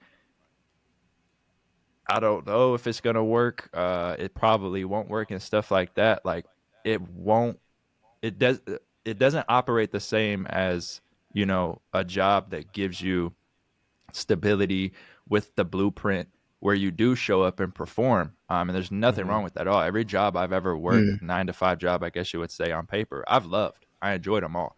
And Hmm. if the way that I take it is, if this, let's say in a week, doesn't, just for whatever reason doesn't work out or whatever, I have no problem if I had to get a different job or a different career. I'll obviously be doing in something that I enjoy and I'd still be doing this, but just regardless, like I have, we do think about that because, you know, we are obviously all around the same age, right? So we do think at Yeah. 40 to 50, like, are we going to be making tutorials and stuff like that? It's like, no. So we have to kind of start to think of where we take it next into like, Mm. um, what we're going to be doing with the companies and stuff like that, which is all perfect and it's all good. But just for me, like, I guess it's exactly what Ocean was saying. I've kind of come to terms a long time ago with like, I'm enjoying this to the max. I love what I'm doing. But if I'm not going to quit, because I wouldn't be okay with that. But if time and life comes to the point where I'm not doing it anymore and it's like, it's just forced, like I can't, whatever, something happens, I can't sustain, whatever it may be, like that feeling will be a lot easier than if Yeah. I didn't do it in the beginning or if I quit for some reason. And there's just so many things you could do in life, bro. Like you can always find ways if you're down to Yeah. like, you know, we have uh the opportunity to make money in a lot of different areas, whether that be from jobs, starting our own businesses, going back to school. Like as long Mm. as you're breathing and you're walking, bro, and you're able to show up, like Hmm. I feel like, you know, Yeah. there's just, you know, different ways to do Yeah, it for man. sure. Yeah. That's a good point because it's like you could think, okay, like if everything goes to shit, how am I going to pull this off? You can start really thinking kind of micrly. But when you think about it, it's like, who are you? Your lifestyle, you've done content, you know how to make music, you stack so many skills, you've ran a company. Of course, you can bounce back. Mm-hmm. Yeah. Yeah. Yeah. Yeah. You got to There's think of it that always, way. Yeah. there could be downs, but there's always ups as well. Like it's all, like you were saying earlier, ups and downs, ups and downs. Right. You might Yeah. have that low point, but you can just bounce it back, man. I, Exactly. I Yeah. was And Like gonna if like we've made even something happen now, how can we not do it again later on if shit turns like a different way? You know what I mean? Like Yeah. if we've managed to do it once, let's say tutorials are a thing in like 10 years, I'm sure we can manage to figure something out. Like Something we've else done might it be that once, we why don't not even know again? about yet. Well, yeah. I was gonna Exactly. That ask it just like Because doesn't we exist haven't yet. I was gonna ask about. Have you guys? You know, you guys know Patrick CC on Mhm. YouTube. Yeah. So Yeah. I watched his stuff Hmm. like maybe like 3-4 years ago when he used to post like more producer rapper content. Like I think he had some really cool videos where like he'd find out rappers' price for a collab and find out Yeah. Yeah. producers' prices and stuff like that. And I just hadn't heard from him for years. And then literally like half an hour before we did this podcast, a video popped up and I didn't even see who it was from. And it was one of those ones where it's kind of like a commentary video of like, it was like a comedians award shows, you know, very like colorful, saturated thumbnail, very easy to click on. So I just clicked on it and watched it. And then I realized like halfway through that it was Patrick CC. And I looked at his channel Hmm. and for the last 2-3 years, all of his stuff has been just like way broader audience stuff. And every video's hit like a milli minimum. And like, that's Damn. someone that used to make, you know, just producer content in a very like small niche, like similar to us, who's made a complete U-turn, you know, from someone that's been creating content for like a good few years. Like he made a complete U-turn and Yeah. it's not even music related at all anymore. and same channel, you know, Yeah. same, yeah, the exact same channel. He didn't like make a new one, and I was like, yeah, I mean, it's not be all and end all if we don't do this forever. I mean, there is like way more avenues to go down, and we've all got the skill set to just, Yeah. you know, to just dive into a different avenue if we feel like, you know, the music thing isn't for us For anymore. sure, man. So yeah, Mm-hmm. wasn't really a question. I I just think with as well, like, nah, I think as well, like, I know a lot of times we see online, like, oh, you need to hustle, you need to want it more than everybody else. You need to constantly be chasing. If you ain't working, your competition's out working you, all that kind of stuff. And I do hear it. But at the same time, I feel like you just got to find that balance of not putting too much importance on Mm-hmm. whatever it is you're trying to go for. Like, yeah, we're delusional in some aspects, I guess you could say, but also just like, you just have to have that. Well, you don't have to, but just that thought, like, just enjoy. It comes back to it's just enjoying the journey. Like, just of enjoy course, we want to life, reach man. the Yeah. end goal, but just let it go a Of little bit. course. I've even noticed it for myself. As soon as I let go of the importance, even as simple as like a 1 out of 10, and I don't really Yeah. care about it anymore. Things just kind of naturally just flow back to me rather than me like really trying to tug and pull. It just like I let it go, and Yeah. then for some reason it just comes back to me. Yep. And we definitely It's have it's a, to. it's a, it's a weird like exchange or this. It's an interesting energy, but yeah, We got to Hey, enjoy. That's what I try to do, bro, and that's kind of why I come back to saying that I go on like right now, starting, you know, summer's kind of coming up. It's getting a little bit warmer over here. Every single day, I'm gonna once those sunsets hit, bro, I'm gonna be out there because at the it also what I try to do is intentionally be in the moment of everything possible. So during this whole podcast, in my head, bro, I'm just like I'm truly enjoying this shit. Like I really do appreciate you guys bringing me on because, like I said, I've watched all your guys' stuff for years. Um, then when you guys started the podcast, I'll just throw it on, and I really did enjoy it. And we've had very few conversations together. I think me and Jay had our first conversation a month ago, maybe, Mm. like seeing each other, like FaceTime. LOB, I think the other day.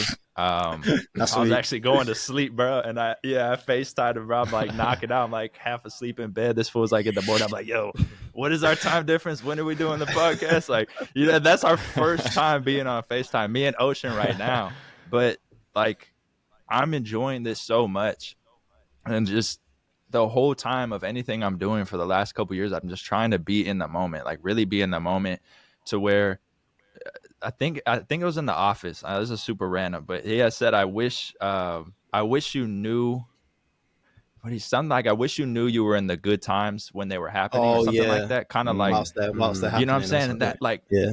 yeah, bro, and that kind of like stuck with me because that's so true. Because we always look back like, oh, when we were kids, but then you think, okay, then now I'm in my 20s and I look back to parts of when I was like a teenager, right? So I already know when I'm Yeah. 37, I'm probably going to look back to parts when I'm 24. So I just Yeah. really try to be in the moment with everything and really just enjoy it. Like right now, like I got up like hella early. I haven't even eaten breakfast. I just jumped on the podcast, and I could just do this podcast real quick, go about my day, boom, hit the gym. And then, but the way better thing for me, bro, is like, okay, I woke up and I'm like, hey, this is actually cool. I haven't been up like before the sun in a minute. I'm over here rushing, turning on all my cameras. So I'm like, this is actually really fun to move around and do. Like I felt like I had hella energy, and then I just pop on the podcast. And right now we're talking about a lot of really interesting, cool things. It's it, technically strangers, I guess you would say, because we've never met in person, right? But we're all cool with each other. And it's just a really, really cool moment to where I'm just trying to, in the moment, just soak it all in and just kind of slow down and really just enjoy it. And that's another reason that I do go on those walks and stuff like that, is because it has me doing something to where every single day for like 15 to 30 minutes, I'm just like locked into the day, and I have something to remember about that day. And it kind of slows time down and just lets me be in the moment and really enjoy what's happening, because life moves like this, bro. And I don't want to become, Yeah. that's another reason that I hit the gym. I try to eat pretty clean. I drink a lot of water, just stuff like that, because I want to be able to enjoy life, or at least hopefully set myself up. There's no way to know for sure, but hopefully set myself up in the best way possible to where I have a lot of years ahead of me in the healthiest Mm, way that I possibly can with whatever the world throws at me, but just kind of setting myself up to be able to enjoy the time we have here as much as possible, especially with friends like you guys, family members, you know, my girl, stuff like that. mm, Just every second, bro, just be in the moment. And I try to detach from my phone the most so I could just be there enjoying what's happening, because it's crazy. yeah, Like there's so much happening, and I feel like if we just move by doing videos, this, that, boom, boom, go to work, go to gym, go to workout, but time just flies, and you're just like, what's the point of that? Like, for real, yeah, what is the Yeah. fucking point of that? You're just making money, you're just waking up, and then you're doing it again. And it's like, dude, no. So I cut that shit and I just go to the bare minimum, just being in the moment, enjoying that shit, and it just makes life fun. And it sounds like corny and it's weird, but I promise when you do it and you sit there, you're like, oh, it's like I unlocked the cheat code. Like, I'm yeah, enjoying For so Yeah. sure. much things so much more. Like, yeah. It makes I things like way For that sure. though, different. For because you sure. could have Yeah, go on, Jay. treated like this as an example. You could have treated this as like just something to tick off during the day and then move on to the next task, tick off. And yeah, Mm, same thing with like achievements in a way. Where if I remember when I set up the channel, my like early days, like getting like my first 1,000 subscribers, I was like buzzing, and then my next target was like, right, 25K, then 50K, and then it's like when you get to these targets you don't feel any different, do you? It's just like, right, what's the next thing? And then you keep like, yeah, you're almost looking into the future too much. It's like you're just chasing that. Even with like product launches as well, I find like I'll be working on something just leading up to this launch, then when it's done I'm like, all right, what now? I'm kind of lost now. And you do forget about the actual moment that you're in a lot of the time, because you're so focused on like the end goal of like, right, let's get to this many subscribers, let's get to this like financial target, like sell this many kits, like whatever it is. You just, I don't know, you're so focused on what's going to happen in the future and what you can achieve that you do forget what's actually going on that day. yeah, yeah. So I think it's really important what you said. Just add to what Jay said, but like it's like people in like everyday life as well, isn't it? Like they when you ask them, oh yeah, what are you trying to, what are you aiming for, like what's your goals? And a lot of people just say, oh, yeah, earn a good amount of money, buy a house. And then I'm always like, yeah, but what's after that? Like what's next? And it just goes back to what you were saying. Like, it is just about like that stuff's obviously good and it's good achievements, good goals to have. But the main goal should always just be like, yeah, I need to be like in the moment as much as possible, and just like work yep, towards, always be working towards like, yeah, like being healthier, being better. right. Not killing yourself to get there, but just just doing doing it how you want to do it, I guess.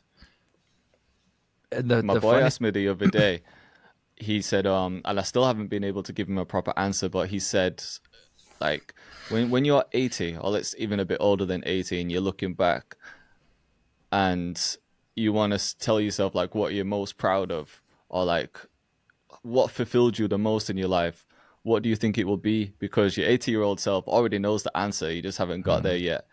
But do you Mm. know the answer now, like when you get to that point?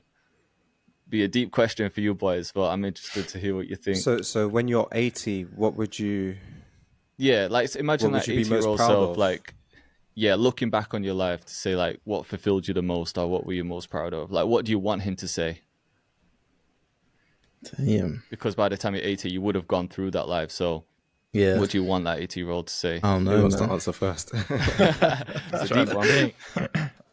These I questions think for always me, take. just staying true to myself and living life on my terms, and kind of just doing exactly what I kind of wanted to. Mm.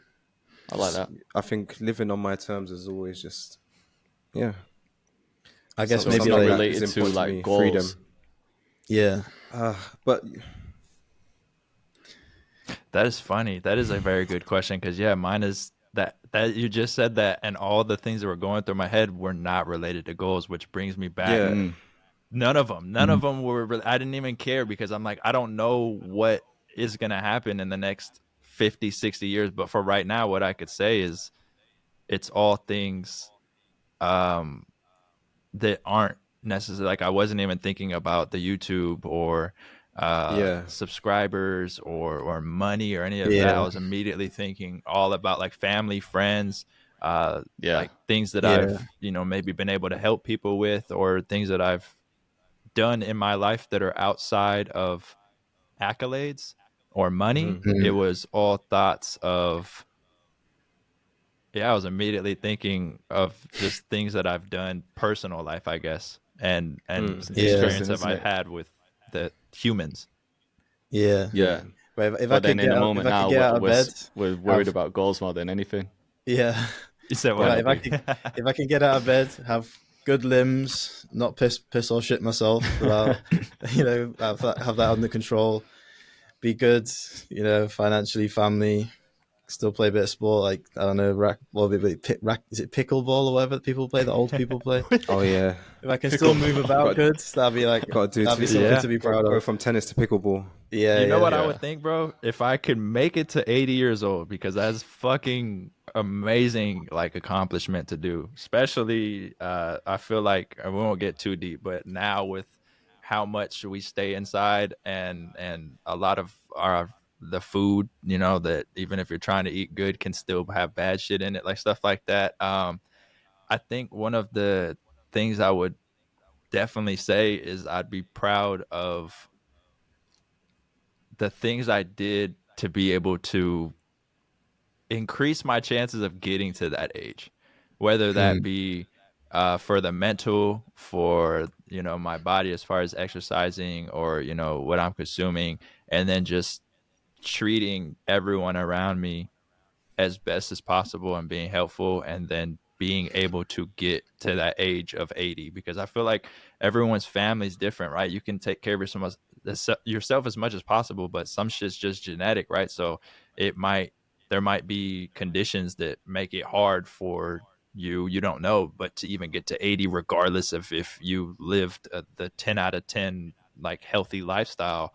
So even getting to there, I feel like probably low key is an accomplishment. You kind of do, at least what I think is right now, we're in our 20s, uh 30s, whatever it is. Like if we're thinking another 50, 60 years, you kind of have to treat your body just like a business, a retirement plan, like, right? Like Yeah, if for you want a sure. Yeah. retirement plan, bro, like if you're only putting in a dollar a month, you're probably not going to have that much money when retirement comes. And if you're putting, you know, horrible food in your body, let's say, not moving at all, being fully functional and moving around like freely how you want at 80 are probably decreased a little bit, right?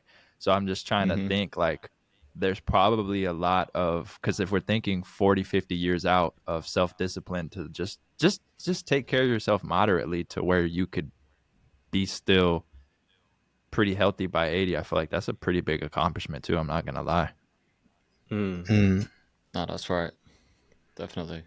yeah. Yeah. I mean, it'd be funny if we're all 80 and be like, fuck, man, we didn't hit that million subscribers. Fuck's sake. Just got 3 out of 10s, man. Fuck. 10 out of Yeah. 10 we got in 2024. I'm fucking broke. I shouldn't have Yeah. cared about food. I should have kept making videos. It was man. funny because we haven't actually, obviously, YouTube hasn't been around long enough for us to see, especially people in like our field who have got to an older age and had that early life of YouTube. Like, where have Mm, they gone later in life? We haven't, it just hasn't been around long enough to kind of witness yeah. what side paths people have taken. One thing I was Maybe gonna say some. earlier that kind of popped into my head that I could kind of pull from a little bit, because I do watch a lot of podcasts, and a lot of the podcasts I watch are comedians. I kind of You could pull from what they have um over the years, right? Because they're all like, a lot of the comedians that have podcasts that I watch are all 40, 50 years Mm, old, and they talk Mm-hmm. about the comedy scene when they were coming yeah. up, and they were all at like kind of one club, right? So we can kind of relate it to like Yeah. right now we're all kind of like on this podcast or something, right? They're all at like one club, and we're talking about all our favorite comedians, bro. And the dudes that are in their, late 50s, 60s are talking about some of our favorite comedians right now that might be in their 30s, 40s. And at the time, they were like 16 or 18 or whatever. And they was talk about always being at these comedy clubs. And, the scene was for them to do these in show in person shows, and then try to get like a late night talk show or something and get on something. Like that's kind of what they always said. That was like really the only thing, right? Mm. And then Yeah. now you look forward to, and it's all different, and they still do these in-person shows, but they all now have podcasts, and they all now have sponsorships, and a lot of them share like kind of like the same sponsors, and every single one of them has such a big following on social media, uh, and it's not the old way of how it used to be, where they would say at that time there was nothing like that. It was just you show up and you do your set, and then hopefully you build it, and then you get on TV.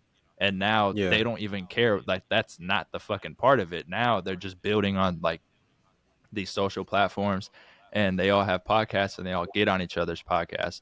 So it's kind of cool to see that, because that lets me know like they still have that core of what they do of comedy, but now they even Mm-hmm. do it.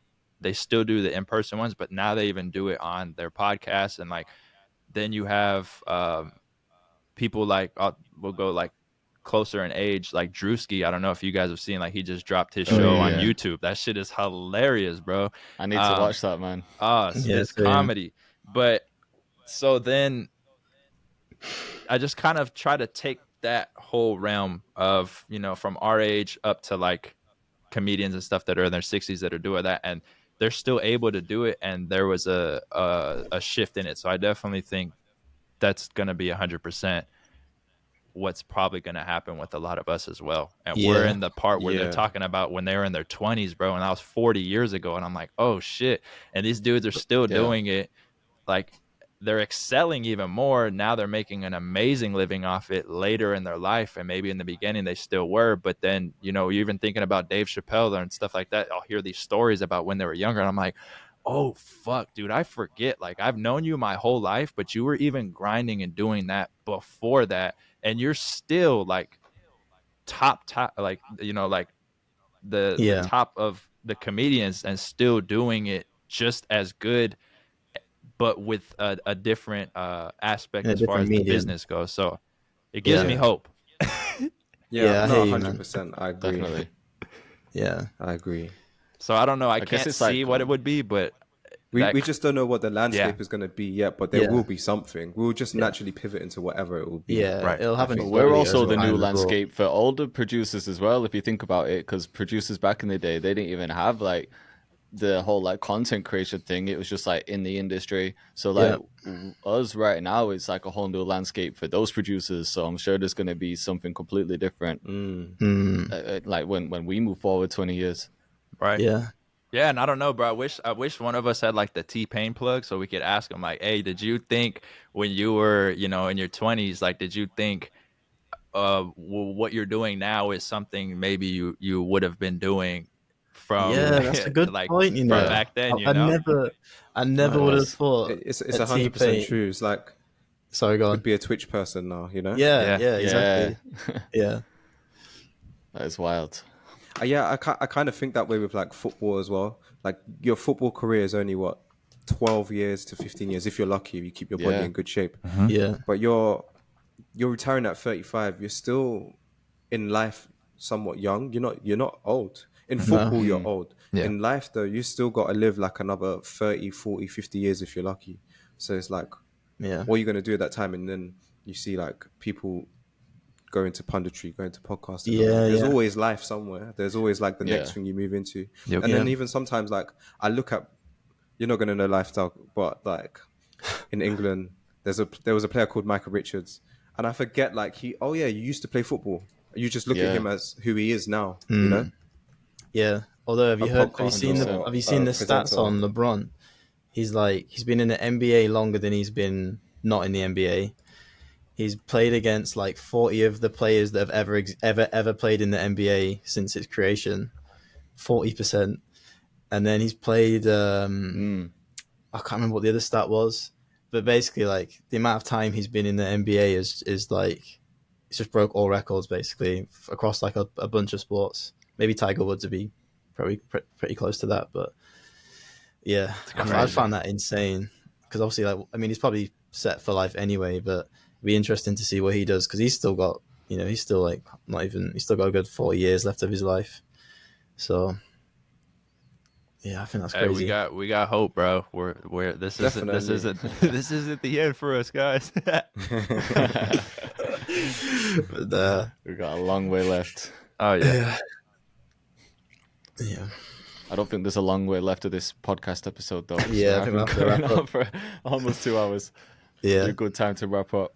Yeah. Cool, man. But yeah, appreciate you for jumping on, Lifestyle Man. I think that was a sick episode. Hopefully everyone else enjoyed it as well who's watching. I Yeah, appreciate you guys definitely. bringing me on. I think there's gonna be a certain age group that's gonna fuck with it, and then other people are gonna be like, bro, these fools are old fucking and washed boomers. up. These I'm guys just are playing. washed up. Yeah. Yeah. These guys are done. Go watch the sunset, you old pricks. Yeah. But Literally. yeah, man, we appreciate you all for watching. We'll Right. see you all in the next one. Peace. Peace.